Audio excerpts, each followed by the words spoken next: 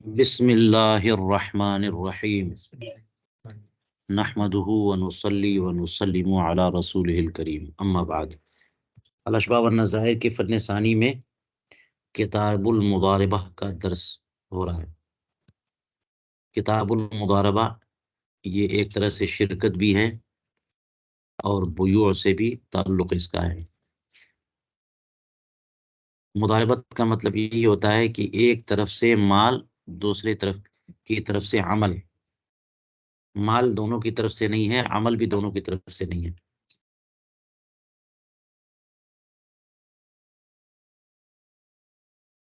جی، اگر دونوں کی طرف سے عمل ہوتا ہے تو شرکت کے لیے جاتا ہے، اور دونوں کی طرف سے مال ہے تو شرکت مفاوضہ وغیرہ۔ تو مضاربت میں کیا ہے کہ دو بندے آپس میں ایک معاملہ کرتے ہیں کہ ایک کی طرف سے مال ہوگا دوسرے کی طرف سے عمل ہوگا، اور دونوں ایک خاص تناسب سے جو فائدہ ہوگا اسے تقسیم کر لیں گے جی، لیکن رقم کی تعین نہیں کریں گے، تناسب کی تعین ہوگی۔ تو زید اور بکر نے یہ مضاربت کا معاملہ کیا۔ زید نے کہا میں 1 لاکھ تم کو دیتا ہوں، تم اسے کاروبار کرو، اور جو کچھ فائدہ ہوگا ہم آدھا آدھا بانٹ لیتے ہیں۔ تو یہ شراکت کی تعین ضروری ہے نا۔ اگر یوں کہہ دیا کہ جو کچھ فائدہ ہوگا ہم تم بانٹ لیں گے اور شرح کی تعین نہیں کی تو فاسد ہے، ٹھیک ہے، لیکن رقم کی تعین کر دے تو بھی فاسد ہے۔ اس میں یہ ہونا چاہیے کہ جو کچھ فائدہ ہوگا اس میں سے ہم آدھا آدھا اس تناسب سے بانٹ لیں گے۔ وہ کم زیادہ ہو سکتا ہے معاملہ، وہ کم زیادہ ہو سکتا ہے، آدھا آدھا کر لیا یہ چلتا ہے، لیکن 40% 60% کر لیا کہ تم 60% رکھ لینا، 40 مجھ کو دے دینا، یا 10-90 کا کر لیا کہ چلو تمہارا ہی فائدہ ہو، تھوڑا تھوڑا مجھے 10% ملتا رہے، جو بھی فائدہ ہوگا 10% میرا 90% تمہارا۔ تو اس تناسب میں شرح میں کچھ کمی بیشی ہو سکتی ہے نا، ہے، لیکن رقم کی تعین نہیں ہو سکتی کہ 1 لاکھ روپیہ میں دیتا ہوں تم کام کرو، اور جو بھی فائدہ ہوگا 10,000 میرا، جو بھی فائدہ ہوگا تو 1 لاکھ روپیہ فائدہ ہوا تو 90 تمہارے اور 10,000 میرا۔ تو یہ فاسد اس لیے ہے کہ ہو سکتا ہے کہ نفع ہی اتنا ہو، تو پھر شرکت مضاربت ہوئی کہاں، اس کا ساری محنت اکارت گئی، 10,000 کا فائدہ ہوا اور سب کے سب لے گیا مضارب، نہیں رب المال، ٹھیک ہے۔ تو اس لیے رقم کی تعین نہیں ہو سکتی، شرح کی تعین ضروری ہے کہ اس تناسب سے اس فیصد سے ہم لے لیں گے، ٹھیک ہے۔ لیکن اگر یعنی فائدہ ہوگا تو اسی تناسب سے تقسیم ہو جائے گا، اور فائدہ نہیں ہوگا تو اس کو کچھ بھی نہیں ملے گا۔ کس کو؟ رب المال کو۔ جو پیسہ لگاتا ہے اسے رب المال کہتے ہیں، اور جو عمل کرتا ہے اسے مضارب کہتے ہیں، ٹھیک ہے۔ تو نقصان پھر دونوں کا ہوگا، اور مضارب رب المال کا نقصان یہ ہے کہ اس کے فائدے کا، اس کی رقم کا کچھ فائدہ نہیں ملا، اور مضارب کا نقصان یہ ہے کہ اس کی محنت کا کچھ فائدہ نہیں ملا، ٹھیک ہے۔ اور اسی میں ایک بات یہ بھی ہے کہ اگر خسارہ ہو گیا، 1 لاکھ روپے دیے تھے اور مال خریدا اور کاروبار کیا، لیکن ہاں جتنے میں رقم میں وہ مال خریدا تو اس سے کم میں بیچنا پڑ رہا ہے، کیونکہ مثال کے طور پر سبزی پھل فروٹ کا کاروبار کیا تو 1 ہفتے میں تو سڑنا شروع، دوسرے ہی دن تو اونے پونے بیچ دیا، 1 لاکھ کا مال 75,000 میں گیا، نقصان ہوا نا۔ تو سارا نقصان رب المال پر جائے گا، سارا نقصان مضارب نقصان سے بے نیاز رہے گا، کیونکہ اس کا خسارہ یہی ہے کہ اس کے کام کا کچھ بھی نہیں ملا، تو خسارہ کس پر جائے گا؟ چلیے کہتے ہیں کہ اذا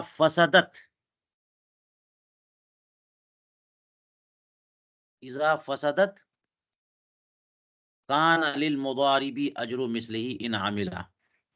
یہ رہا پہلا ضابطہ کہ مضاربت اگر فاسد ہے تو مضارب کو اس کی اجرت، اس کی اجرت مثل ملے، اس کی اجرت مثل ملے گی، ٹھیک ہے۔ جس طرح کا کام وہ کر رہا ہے تو مارکیٹ میں جو اجرت اس کی ہوتی ہے وہی اجرت ملے گی۔ اگر مضاربت فاسد ہے. ان عاملہ، لیکن یہ اجرت ملے گی کب؟ کام کر لے گا تب. تو کام کی اجرت میں اجارہ فاسدہ کا حکم ہوتا ہی ہے یہ.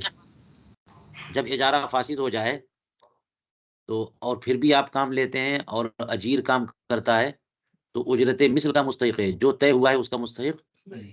طے تو کم زیادہ کچھ بھی ہو سکتا ہے نا. 500 لیبر چارج چل رہا ہے لیکن 200 پہ آپ نے اسے 300 پہ پٹا لیا ہے. اور یا پھر یہ کہ بہت مہنگا ہے آج کل، مل نہیں رہا ہے تو 1000 میں ملا. تو یہ اجرت ہے جو طے ہوئی.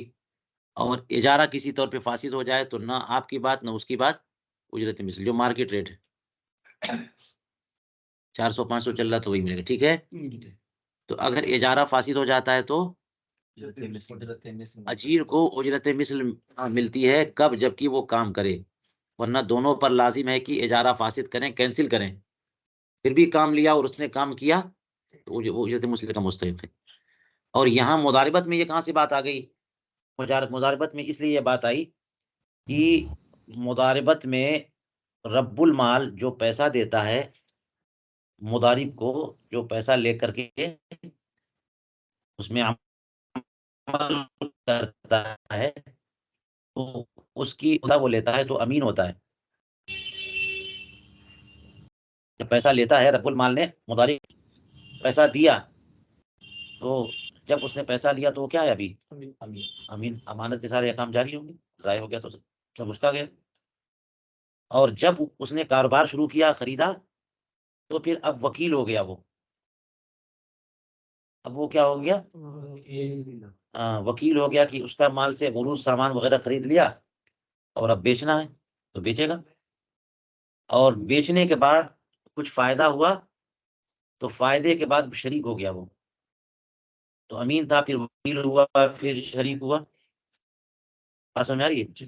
اسی طرح سے اور بھی حیثیتیں الگ الگ ہوتی جاتی ہیں. تو اس لیے کہ ایک درجے میں آ کر کے یہ مضاربت میں وہ اس کو اجرت مثل ملے گی، کیونکہ اس کا مطلب یہ ہوا کہ وہ اجیر ہو گیا ہے مضارب ہونے کے بجائے، چونکہ فساد ہو گیا. تو یہ ضابطہ ہو گیا. اب کہہ لیجئے کہ اگر مضارب عمل کرتا ہے شرکت مضاربت فاسدہ میں تو اس کو اجرت مثل ملے گی. جو طے ہوا تھا وہ نہیں. استثناء دیکھیے، الا فی الوصی یاخذ مال الیتیم مضاربۃ فاسدۃ فلا شیء له اذا عمل. مگر یہ مسئلہ مستثنا ہے اس ضابطے سے کہ وصی کے معاملے میں یہ نہیں ہے. وصی یتیم کا مال مضاربت فاسدہ کے طور پہ لے اور اس میں عمل کرے تو اس کو اجرت مثل بھی نہیں ملے گی. وصی کے بارے میں آپ نے جانا کہ وہ یتیم کا مال اس کے پاس امانت ہے اور وہ اسی پر خرچ کرے گا، اپنے اوپر خرچ نہیں کر سکتا. لیکن حالت اگر ایسی ہے کہ اس کے پاس خود پیسے نہیں ہیں، فقیر ہے وہ یا مسکین ہے، تو بقدر ضرورت یتیم کے مال سے اپنے اوپر بھی خرچ کر سکتا ہے. تو کیا وہ قرض دے سکتا ہے؟ وصی یتیم کے مال کو قرض نہیں دے سکتا. سنا آپ نے یہ کہ قرض اسی صورت میں دے سکتا ہے کہ مال کی حفاظت کی صورت محض قرض رہ گئی ہے، آگ لگ گئی یا کوئی اور مسئلہ ہو گیا، پتہ نہیں کیا ہوگا، تو قرض دے دیں گے. تو ورنہ وصی یتیم کے مال کو قرض نہیں دے سکتا. تو کیا تجارت کر سکتا ہے؟ ہاں، مناسب سمجھے تو تجارت کر سکتا ہے، تجارت میں لگا سکتا ہے. تو اس طرح سے کہتے ہیں کہ وصی نے یتیم کے مال کو مضاربت کے طور پہ لے لیا، خود ہی مضارب بن گیا. وصی ہے تو کیا بن گیا؟ خود ہی یتیم کے مال کو چلو رکھ لے، میں اس میں کاروبار کرتا ہوں اور جو کچھ ملے گا ہم آدھا آدھا بانٹ لیں گے. اور یہ مضاربت فاسدہ تھی. تو اگر وہ عمل کرے گا تو اجرت مثل بھی نہیں ملے گی اس میں. اجرت ہاں. اور اس کی وجہ یہ ہو سکتی ہے، آپ دیکھیے کہ اس کا خود مضارب بننا درست نہیں ہے، یہ کسی اور کو مضاربت پہ دے، کیونکہ یہ تو اس کا وصی ہے نا. تو یہی خود لینے والا اور یہی خود دینے والا ہو جائے گا، مطالب اور مطالب دونوں ہو جائے گا. تو اس لیے کسی اور کو مضاربت پہ دینا ہو تو دے دے، اگر مناسب سمجھے تو، ورنہ یہ نہیں۔ قضا فی احکام الصغار اذا ادعى المضارب فسادها فالقول لرب المال او عكسه فالمضارب۔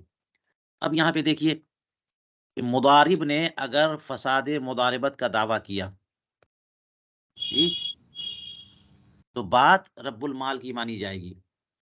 اس کا مطلب یہ ہوا کہ مضارب فساد مضاربت کا دعویٰ کر رہا ہے اور رب المال صحت مضاربت کا دعویٰ کر رہا ہے، دونوں میں اختلاف ہوا، رب المال اور مضارب میں اختلاف ہوا۔ تو رب المال کہہ رہا ہے کہ ہماری مضاربت بالکل صحیح تھی، اور مضارب کیا بول رہا ہے؟ فاسد تھی۔ تو اس کو پتا ہے کہ اگر فاسد کا قول ہو جائے گا تو پھر بھی میں نے کام کیا تو مجھے اجرت مثل ملے گی، اور طے انہوں نے بہت کم کیا ہوا ہے، کم سے کم مجھے اجرت مثل تو ملے گی۔ تو اس لیے مضارب کیا بول رہا ہے کہ ہماری مضاربت کیا تھی؟ فاسد تھی، اور اس نے کہا کہ صحیح تھی، تو بات رب المال کی مانیں گے۔ بات کس کی مانیں گے؟ جو فساد کی بات کر رہا ہے، یہی معاملہ الٹ کر لیجئے کہ مضارب اگر صحت کی بات کرے گا تو عکسہو کا مطلب عکس فساد۔ مضارب دعویٰ کر رہا ہے کہ ہماری مضاربت صحیح تھی، اس کا مطلب رب المال کیا کہہ رہا ہے؟ فاسد تھی۔ تو کہتے ہیں کہ فل المضارب، پہلی والی صورت میں فل قول رب المال، اور عکس کی صورت میں قول کس کی بات مانیں گے؟ تو ان دونوں کا نتیجہ یہ نکلا کہ فل قول لمدعی الصحتی کی بات، مضاربت کی صحت و فساد میں اگر اختلاف ہو تو بات کس کی مانی جاتی ہے؟ مدعی صحت کی، کیونکہ اصل یہی ہے۔ اور آپ نے پڑھ لیا نا، دعویٰ اور خصومت اور ان سب معاملات میں ظاہر جس کے حمایت میں ہو بات اسی کی مانی جاتی ہے، کبھی یمین کے ساتھ کبھی بغیر یمین کے، اور جو خلاف ظاہر کا دعویٰ کرے گا وہی مدعی ہے، تو بینہ اس کو پیش کرنا، اگر نہ پیش کر سکے تو بات اس کی مانی جائے گی۔ تو صحیح تو یہی ہے نا کہ مضاربت ہو تو عاقل بالغ اگر مضاربت کریں گے تو حتی الامکان صحت پہ محمول کرنا ہوتا ہے، کہ فساد کی بات کہاں سے آ گئی؟ تو جو فساد کی بات کرے گا وہی ظاہر کے خلاف کا قول کرے گا وہ، ٹھیک ہے، بینہ اسی کے ذمہ۔ اس لیے کہتے ہیں کہ فل قول لمدعی الصحتی، بات کس کی مانی جاتی ہے؟ الا اذا قال رب المال شرطت لك الثلث وزياده 10 وقال المضارب الثلث فالقول للمضارب، مگر یہ کہ رب المال اگر یہ بول دے کہ میں نے تم سے شرط لگائی تھی کہ ثلث مجھے ملے گا اور 10 پلس 10 دراہم، اور مضارب نے کہا کہ نہیں بس ثلث الثلث، یہ 10 پلس کی بات بالکل نہیں تھی، ہمارا اور آپ کا جو معاملہ ہوا تھا وہ ثلث کی بات ہوئی تھی کہ 1/3 رب المال کا اور 2/3 ہمارا، اور اب رب المال بول رہا ہے کہ 1/3 ہمارا، میں نے شرط لگا دی تھی کہ 1/3 اور ساتھ میں 10 اور مضارب نے کہا کہ نہیں 10 اور نہیں بلکہ صرف ثلث، تو بات مانیں گے مضارب کی۔ فل قول المضارب کس کی مانیں گے؟ کما فی الذخیرۃ من البیوع، جیسا کہ ذخیرۃ الفتاوی کی کتاب البیوع میں یہ مسئلہ لکھا ہے، ٹھیک ہے۔ اب اس کا حاصل کیا نکلا ہے؟ حاصل یوں سمجھیے کہ جب رب المال نے کہا کہ میں نے جو ہے ثلث اور 10 کی شرط رکھی تھی، تو آپ کو بتایا نا کہ ہمیشہ جو معاملہ ہوگا وہ ایک شرح اور تناسب سے ہوگا، رقم یا فائدے کی تعین نہیں کر سکتے، اور یہ فائدے کی تعین کر رہے ہیں، تو اس وجہ سے یہ مضاربت فاسد ہوئی کہ نہیں ہوئی؟ ٹھیک ہے جی۔ اور مضارب جو بول رہا ہے وہ کیا بول رہا ہے؟ تو وہ تو صحیح ہے، اس کا مطلب یہ کہ رب المال وہ بات بول رہا ہے کہ جس سے مضاربت کیا ہو جائے؟ فاسد ہو جائے، اور مضارب کیا بول رہا ہے؟ درست ہو۔ تو کہتے ہیں کہ یہاں مضارب کی کس کی بات مانیں گے؟ مضارب کی۔ یہ تو مسئلہ بالکل کلیئر آسان ہے نا، کہ بات رب المال کی نہیں مانیں گے بلکہ بات کیونکہ رب المال کی بات مانتے ہیں تو مضاربت فاسد ہو جاتی ہے، اور بات اگر مضارب کی مانتے ہیں تو مضاربت صحیح رہتی ہے، اور مدعی صحت کی ہی بات مانی جاتی ہے۔ تو اب یہ بات جو واقع ہو چکی، اس اعتبار سے دیکھا جائے تو یہ استثناء کا کیا مطلب ہے؟ اسی لیے علامہ شامی نے کہا کہ استثناء یہاں پر درست نہیں ہے، یہ الا جو ہے نا مقحمہ ہے۔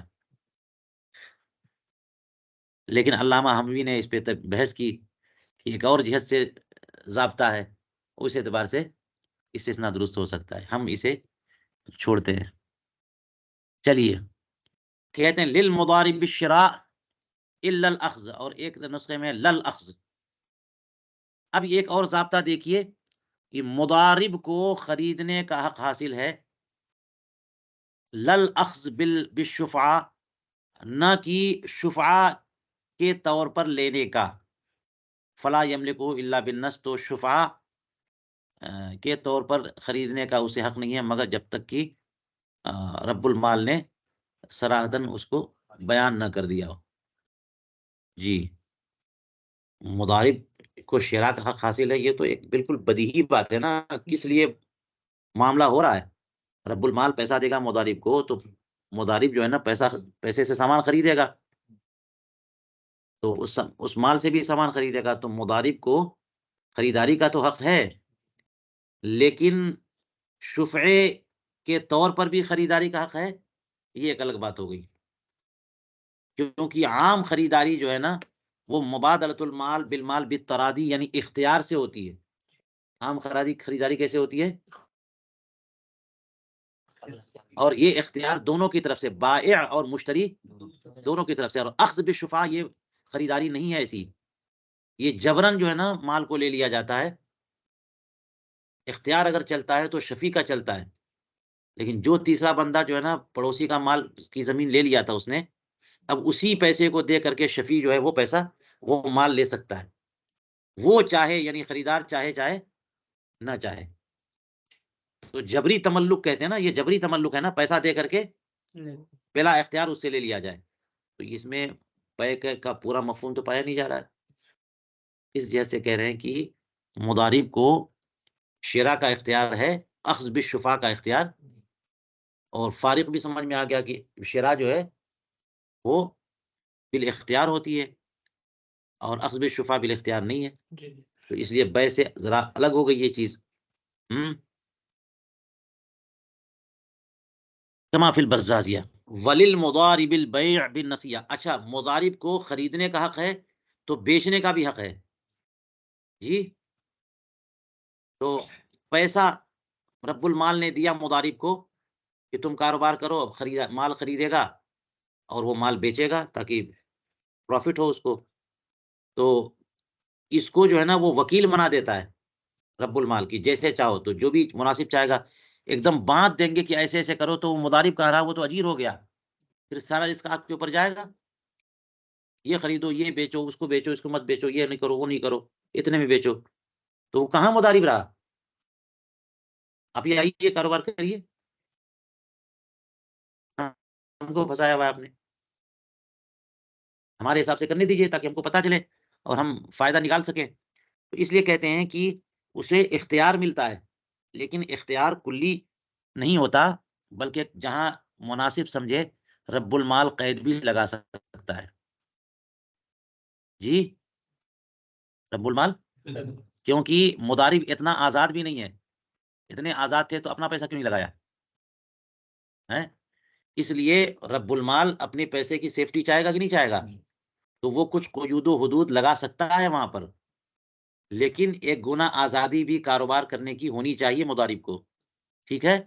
تو اب کہتے ہیں کہ مضارب بیع بالنسیہ کر سکتا ہے، یعنی ادھار بیچنا۔ بہت ایسا ہوتا ہے مارکیٹ میں کہ اگر آپ نقد اور کیش پر بیچنے کا پر مجبور کریں گے تو کوئی لینے کے لیے تیار نہیں ہے، کسی کے پاس پیسے نہیں، سب لیبر ٹائپ کے لوگ ہیں، تنخواہ دار ہیں، مہینے کے اینڈ میں سب پیسے دیں گے، تو پورے سال جو ہے نا بیٹھے رہیے دکان پہ مکھی ماریے، اور پہلی تاریخ کو جب تنخواہ شروع ہو تو اس لیے دھڑا دھڑ کاروبار ہو رہا ہے۔ تو بیع بالنسیہ کا اختیار دینا پڑے گا نا۔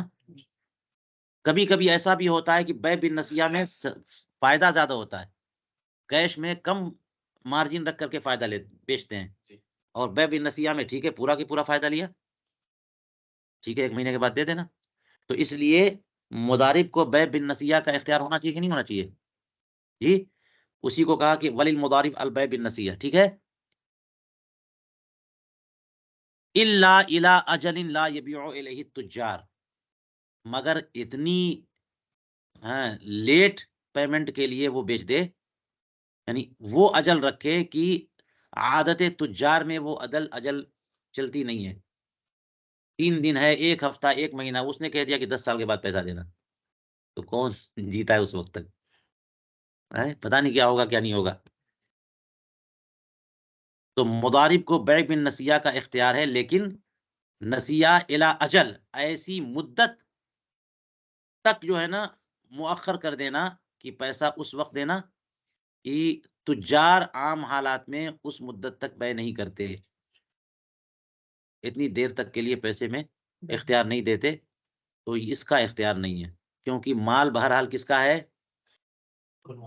مضارب کا نہیں ہے کہ یہ مختار کل ہو، تو بالمال کا ہے، تو اس کو دیکھنا پڑے گا. وجہ یہ بھی ہے کہ یہ لوگ جو ہے نا جب چاہیں مضاربت کینسل کر سکتے ہیں، ختم کر سکتے ہیں، اور سال میں، مہینے میں. تو آپ دے رہے ہو، بیچ رہے ہو مال کو، اور کہہ رہے ہو 5 سال کے بعد دینا، اور عادت تجار میں وہ مدت نہیں چلتی ہو، تو یہ حق نہیں ہے. وَيَمْلِكُ الْفَاسِدَ بَيْعَ الْفَاسِدَ الْبَاطِلَ، ایک اور ضابطہ دیکھیے جی.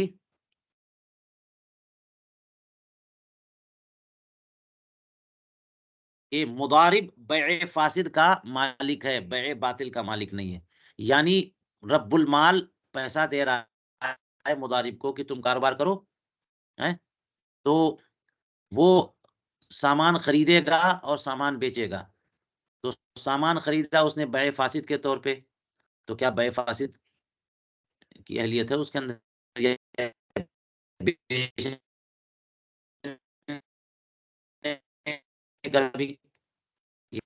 حق نہیں اسے.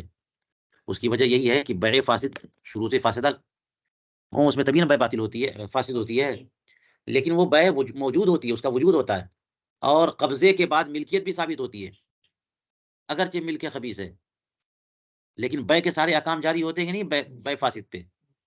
تو قبضے کے بعد ملکیت بھی، اور یہی مقصود ہے کہ ملکیت حاصل ہو جائے. تو اس لیے رب المال نے پیسہ دیا مضارب کو، تو مضارب بیع صحیح کرے گا تب بھی ٹھیک ہے اور مضاربت باقی ہے، اور بیع فاسد کرے گا تب بھی ٹھیک ہے، مضاربت باقی ہے. لیکن بیع باطل کا اختیار اسے نہیں ہے، کیونکہ قبضے کے بعد بھی ملکیت نہیں ہوتی ہے. بیع باطل میں مبی پر قبضہ ہو جائے مشتری کا، تب بھی وہ امانت ہو جائے گی وہ چیز. اس لیے مضارب جو ہے بیع فاسد کا تو مالک ہے، بیع باطل کا. چلیے کہتے ہیں لا یتجاوز المضارب ما عینہ لہ رب المال. یہ بھی ایک ضابطہ دیکھیے کہ رب المال نے مضارب کے لیے جو متعین کر دیا تھا، مضارب اس سے تجاوز نہیں کر سکتا. کہ فلاں سامان خرید کر کے کاروبار کرنا، پھل فروٹ کا کرنا، یا دودھ دہی کا کرنا، یا پھر یہ کہ یہ را مٹیریلز ہیں خراب ہو جاتے ہیں، تم کچھ ایسی چیزیں بیچو. کپڑے کا کاروبار کرنا کہ سال ہر سال پڑا رہے گا، کوئی مسئلہ نہیں ہوگا، اور وہ لے کے چلا گیا سبزی بیچنے خریدنے. تو اس لیے رب المال جو ہے نا سمجھتا ہے کہ میرا پیسہ، اور مضارب کو کیا ہے، پیسہ جائے گا، اس کو تو پتا ہے کہ خسارہ ہوگا تو سارا کے سارا رب المال کا ہوگا، فائدہ ہوگا تو میرا ہوگا، خسارہ میرا نہیں ہونا ہے. تو اس نے زیادہ، اور یہ سب پھل فروٹ میں فائدہ زیادہ ہو جائے، تو اس لیے اس نے وہ کر لیا. اور حالانکہ رب المال نے قید لگا دی تھی، تو یہ قید معتبر ہے نا. تو کہتے ہیں کہ مضارب رب المال کی قید سے متجاوز نہیں ہو سکتا. ٹھیک ہے، جو کچھ رب المال نے اس کے لیے متعین کر دیا تھا، مضارب اس سے ہٹ کر کے کچھ نہیں کر سکتا. الا اذا، مگر یہ کہ کوئی قید بلا وجہ کی لگا دی اس نے. یہ آپ نے پڑھا تھا اس سے پہلے، یہ کیا بلا وجہ کی کوئی قید لگا دے تو پھر اس کا وہ نہیں اعتبار، اس کے علاوہ کوئی بھی کر سکتا ہے وہ. جی، الا اذا قید علیہ بسوق، مگر رب المال نے یعنی مضارب پر قید لگا دی کہ اس بازار میں کرنا. جی تو اس کے علاوہ دوسرے بازار میں بھی وہ بیچ سکتا ہے، مضاربت فاسد نہیں ہوگی۔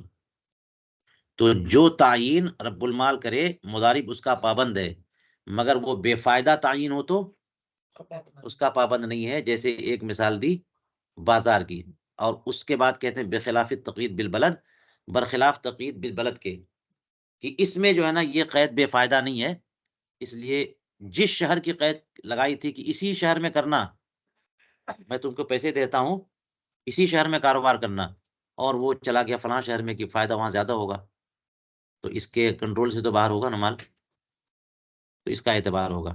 وَإِلَّا إِذَا قَيَّدَ بِأَهْلِ بَلَدٍ، اور مگر یعنی استثناء سے استثناء کہہ لیجیے اس کو، کہ قید لگائی کسی خاص شہر کے لوگوں کا کی کہ تم اہل کوفہ کے ساتھ ہی لین دین کرنا اور کسی کے ساتھ نہیں، فلا تتقیدوا بہم، تو پھر وہ انہی کے ساتھ مقید نہیں رہے گا، بلکہ مقصد اتنا ہے نا، تو اتنا اختیار تو مضارب کو ملنا چاہیے کہ چاہے میں ان کو بیچوں چاہے کسی کو بیچوں، فائدہ ہونا چاہیے۔ بخلاف المعین منہم، پھر اس سے بھی استثناء کہ برخلاف کسی خاص شہر کے لوگوں میں کسی ایک خاص بندے کو ہے نا اس نے متعین کر دیا، تو پھر اس کی تعین ہوگی کہ فلاں یعنی زید سے لین دین مت کرنا، کیونکہ وہ رب المال جانتا ہے، وہ مناسب نہیں سمجھتا کہ فلاں سے لین دین کا معاملہ ہو، وہ پیسہ دے گا ہی نہیں، پھنسا دے گا۔ چلیے، المضاربۃ تقبل التقیید بالوقت فتبطل بمضیہ، مضاربت وقت کی قید کو قبول کرتی ہے، جی، تقیید بالوقت، یہ جو ہے نا مضاربت ہماری 1 سال کے لیے ہم لوگ کر رہے ہیں، 1 سال کے لیے مضاربت کرتے ہیں، تو جب 1 سال کا طے کیا تو جیسے ہی 1 سال کا عرصہ گزرا مضاربت ختم ہو گئی، مطلق رکھی تھی تو پھر ان کو اختیار ہے کہ وہ ایکسٹینڈ ہوتی جا رہی ہے، لیکن یہ ہے کہ جیسے ہی ایک سال کا عرصہ متعین کیا تھا، 1 سال کی مدت، وہ عرصہ گزرا، فتبطل بمضیہ، مضاربت کیا ہو جائے گی؟ تصرف اولا، تصرف، خواہ وہ اس مدت میں تصرف کیا یا نہیں کیا، مال دیا تھا رب المال نے 1,00,000 روپیہ کہ تم اس میں مضاربت کرو، کام دھندا کرو، آدھا آدھا بانٹ لیں گے جو نفع ہوگا، 1 سال کے لیے میں دے رہا ہوں تم کو، مضاربت کرو، 1 سال کے لیے وہ رقم لے کے رکھا اور کچھ کیا ہی نہیں بندے نے، تو وہ 1 سال کا عرصہ گزر گیا تو مضاربت کیا ہو گئی؟ اب وہ 1 سال کے بعد اگر کرے گا نا تو وہ ذمہ دار ہوگا، پیسہ واپس کرے، کما فی الہدایہ۔ اور دیکھیے کہتے ہیں یصح نہی رب المال مضاربہ،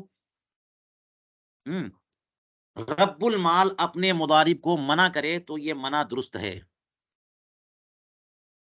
یعنی یہ نہیں کرنا، یہ نہیں کرنا، یہ نہیں کرنا، تو یہ ممانعت کیا ہے؟ الا اذا صار المال عروضا، مگر یہ کہ مال جب عروض ہو جائے، یعنی جو رقم دی تھی اس کو خرید کر کے اس سے سامان خرید لیا، تو سب کے سب مبیح ہے، تو اب جو ہے نا مضارب بیچ میں آ گیا اور سامان بنا چکا، پیسے کو بتایا نا میں نے کہ جب رب المال پیسہ دیتا ہے مضارب کو تو وہ امین ہوتا ہے، جی، اور اب اس کے بعد وکیل ہو گیا، اور اسے اختیار بھی، ایسا مجبور وکیل بھی نہیں ہوا، جب اس نے کاروبار شروع کیا تو جب پیسے لگا دیا اور سامان خرید لیا تو کاروبار شروع ہو گیا نا، تو اب محض امین نہیں ہے، وہ وکیل بھی ہے، اور وکیل کو اختیار ہوتا ہے، تو جب تک امین تھا تو جو جو مالک تھا وہ اسے منع کر سکتا ہے نا، امین تو نہیں کر سکتے، لیکن جب وہی پیسہ کیا بن گیا، سامان، ہاں بن گیا، تو اب جو ہے نا وہ اس کا منع کرنا درست نہیں ہے،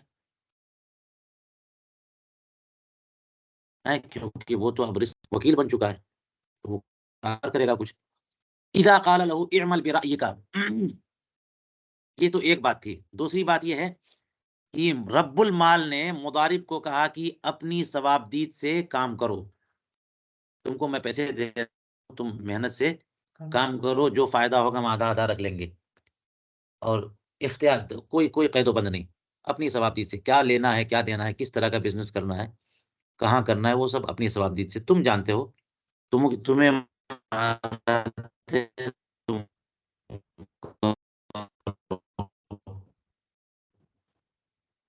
یہ تو اختیار دے دیا اس نے، ثم قال له، اور پھر کہہ رہا ہے کہ لا تعمل برائیک، کیا کہا؟ نہیں اپنی منمانی مت کرو، یہ سب نہیں چلے گا، یہ کیا طریقہ، مجھ سے پوچھ کے کرو. تو اختیار کے بعد منع کرنا یہ درست ہے؟ کہتے ہیں صح نہیہ، صح وہی مرحلہ ہے کہ ایک درجہ ہوتا ہے کہ رب المال مالک ہے نا مال کا، تو وہ چاہے اختیار دے چاہے اختیار سے معزول کر دے. تو یہی تو کیا اس نے کہ اپنی ثوابدید سے کرو، اور پھر کہا کہ نہیں اپنی ثوابدید سے نہیں، پوچھ کے کرنا. لیکن کہتے ہیں الا اذا کان بعد العمل، مگر جب اس نے اختیار دیا تھا کہ اپنی ثوابدید سے کرو، اور وہ کام ثوابدید سے شروع کر چکا اور اب منع کر رہے ہیں، تو اب نہیں ہے نا. اب ثوابدید سے کام کرنے سے منع کریں گے تو نہیں، کیونکہ وہ عمل شروع کر چکا تو اسے کینسل کرنا لازم آئے گا. اور دیکھیے کہتے ہیں اطلقہا، رب المال نے مضاربت کو مطلق رکھا مضارب کے ساتھ، کہ یہ تم کو 1,00,000 روپیہ دیتا ہوں، تم اس کا کاروبار کرو جہاں چاہو، یعنی بیان نہیں کیا، مطلق رکھا کہ یہاں کے شہر میں، اس شہر میں، یہاں مارکیٹ وہاں مارکیٹ، ادھر ادھر جہاں بھی جو بھی، تو مطلق رکھا مضاربت کو. ثم نہا عن السفر، اور اس کے بعد جب مضاربت ہو گئی تو اب سفر سے منع کر رہا کہ کہیں اور نہیں لے جانا، یہیں اسی شہر میں. تو عامل نہیہ، تو اس کی نہیں مؤثر ہوگی، اس کی نہیں مؤثر ہوگی یا نافذ ہوگی. الا اذا کان بعد الشراء، مگر یہ کہ خریداری کے بعد اگر نہیں کرے گا، حالانکہ پہلے مطلق رکھا تھا، تو یہ مؤثر نہیں ہوگی، کیونکہ وہ عمل شروع کر چکا ہے.